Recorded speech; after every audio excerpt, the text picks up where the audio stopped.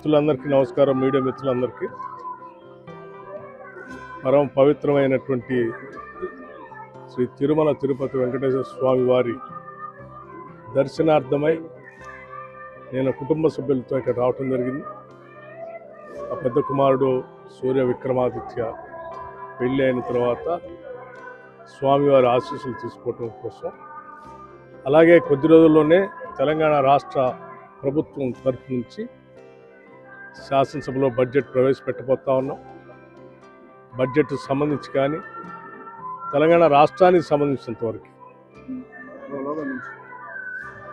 ఆర్థిక, సామాజిక, రాజకీయ అభివృద్ధితో పాటు తెలంగాణ రాష్ట్రం ప్రపంచంతో పోటీపడే స్థాయిలో అభివృద్ధి చెందాలని, దానికి కావలసిన వనరులన్నీ కూడా సమకూరాలని, తెలంగాణ రాష్ట్రం మేము 2047 విజన్ డాక్యుమెంట్ ఏ రకంగా అయితే ముందు తీసుకుంటున్నామో ఆ స్థాయిలో అభివృద్ధి జరగడానికి కావాల్సినటువంటి సహాయ సహకారాలు, స్వామివారి ఆశీస్సులు, ఆర్థిక వనరులు, సంక్షేమము, అభివృద్ధి, అట్లాగే ఇన్ఫ్రాస్ట్రక్చర్ అన్నిటితో కలిసినటువంటి సమగ్ర అభివృద్ధితో కూడిన తెలంగాణ రాష్ట్రం ముందుకు ఎదిగేటట్టుగా, అట్లాగే రెండు రాష్ట్రాలు కూడా ఎదగాలని, అభివృద్ధి చెందాలని, ప్రపంచవ్యాప్తంగా ఉన్నటువంటి తెలుగు వాళ్ళంతా కూడా సుఖంగా, సంతోషంగా ఉండాలని, ఆ రకంగా ఆశీర్వదించాలని భగవంతుడు కోరుకుంటున్నాను.